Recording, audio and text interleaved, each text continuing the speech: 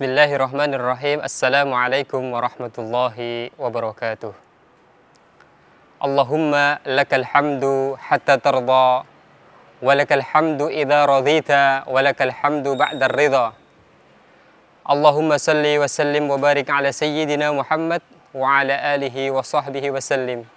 Allahumma alimna ma yanfa'una wa anfa'na bima 'allamtana wa zidna ilma wa razukna fahma. Qala Allah Ta'ala fi kitabihil karim, a'udzu billahi minasy syaithanir rajim. Bismillahirrahmanirrahim. Syahrul Ramadan alladzi unzila fihi al-Qur'an hudan lin-nasi wa bayyinatin minal huda wal furqan. Faman syahida minkum asy-syahra falyasum wa man kana maridan aw 'ala safarin fa'iddatun min ayyamin ukhra. Yuridullahu bikumul yusra wa la yuridu bikumul 'usra. Walitukmilul iddata walitukabbirullaha ala ma hadakum wa la'allakum tashkurun. Amma ba'du.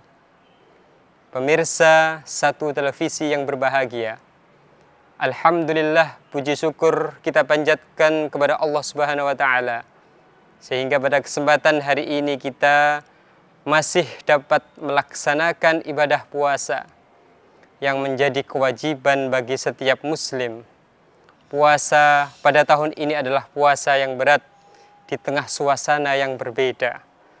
Harapan kita bersama, semoga puasa pada tahun ini dapat menjadi momentum yang lebih baik dari tahun-tahun sebelumnya. Kita mampu mengambil pesan-pesan kebaikan di bulan puasa ini, kemudian kita aktualisasikan ke dalam kehidupan sehari-hari. Pemirsa satu televisi yang berbahagia, izinkan saya di kesempatan sore hari ini, dalam acara ini, kita melakukan refleksi bersama dengan melihat fenomena puasa di berbagai belahan dunia.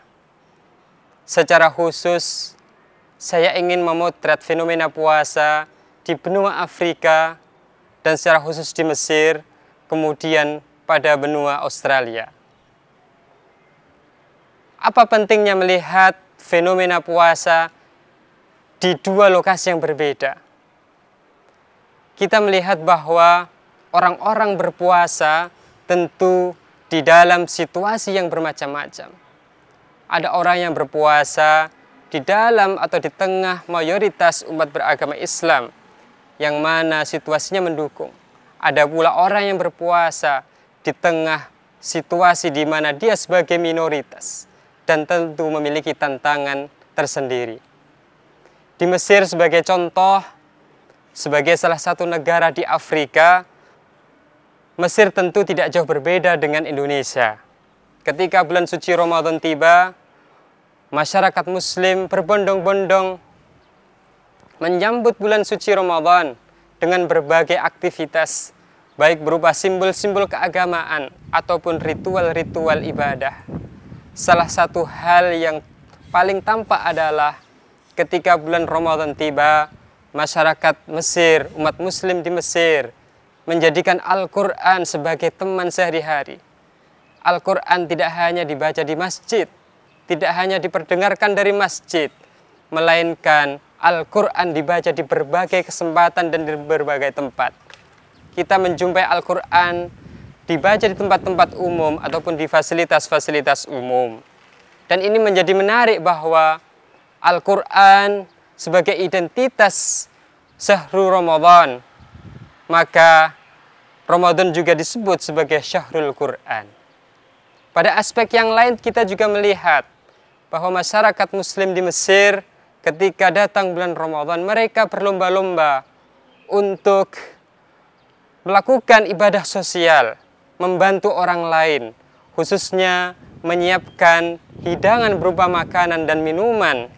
Dan hal ini untuk tujuan menjadikan puasa ini tidak hanya untuk tujuan individual personal, melainkan juga untuk membangkitkan semangat bersosial, bahwa berpuasa ini adalah ibadah yang agung, ibadah yang mulia, yang fungsinya adalah tidak hanya untuk kepentingan diri sendiri, tetapi juga harus terjawantahkan di dalam kehidupan sehari-hari dengan membantu sesama. Nah, fenomena ini tentu kita juga akan menjumpainya di berbagai negara-negara yang notabene mayoritas beragama Islam. Tapi tentu berbeda ketika kita melihatnya sebagai fenomena orang berpuasa di suatu negara yang notabene masyarakatnya mayoritas adalah non-muslim. Mereka memiliki tantangan tersendiri, memiliki semacam hal-hal yang harus dilalui dengan tantangan yang berbeda. Dengan kata lain, orang yang berpuasa di tengah situasi masyarakat yang multikultur menghadapi tantangan yang berbeda.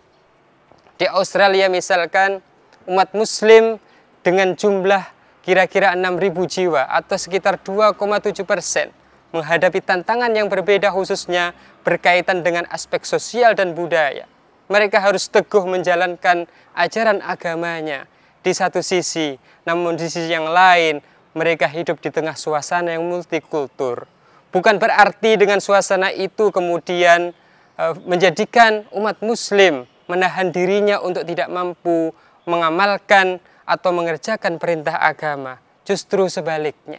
Dan yang menarik lagi adalah bahwa Islam atau umat muslim di Australia ini adalah umat muslim yang heterogen. Mereka datang dari berbagai penjuru dunia. Dengan kata lain, adanya umat muslim di sana menjadi representasi bahwa adanya keragaman, adanya perbedaan itu menjadi satu identitas yang tidak akan menjadikan Islam malah menjadi mundur, malah justru sebaliknya.